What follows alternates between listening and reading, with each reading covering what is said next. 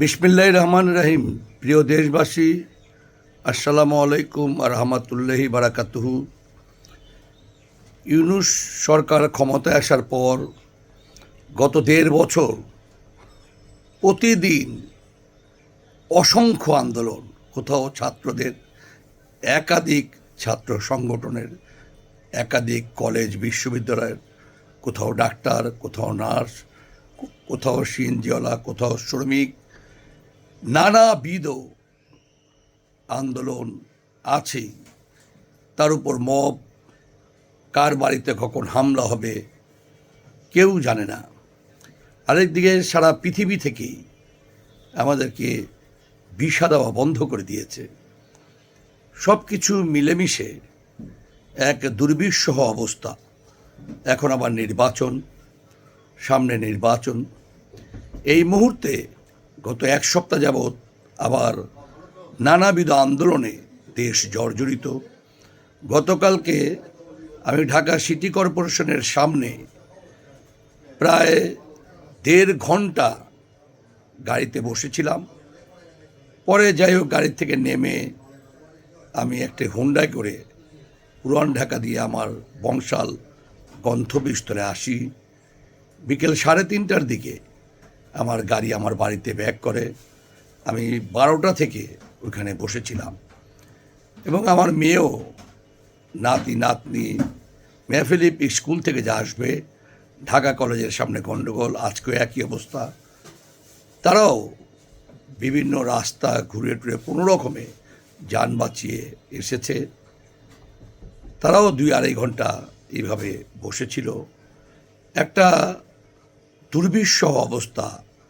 এক হলো আমাদের নিজেদের, যারা আমরা রাস্তায় বের হই, কর্মের সংস্থানে যাই। আরেকদিকে অবুঝ শিশু কিশোররা যারা স্কুলে যায়, চাকরিজীবী, নানাবিধ মানুষ, সবাই বিপদগ্রস্ত। জাম থাকলে আর ইনকাম হবে কোথা থেকে?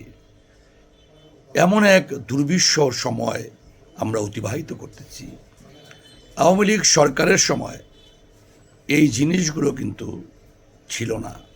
আপনি দুর্বল হয়ে কোনোদিনই কোনো দেশও চালাতে পারবেন না, কোনো প্রশাসনও, কোনো কিছুই আপনি দুর্বল হয়ে চালাতে পারবেন না।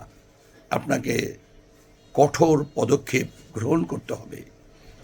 এই সরকারের স্বরাষ্ট্রমন্ত্রীর সামনেই ডাকসুর ভিপি বলে একটি অপদার্থ স্বরাষ্ট্রমন্ত্রী, স্বরাষ্ট্রমন্ত্রীও বলেন যথার্থই বলেছেন।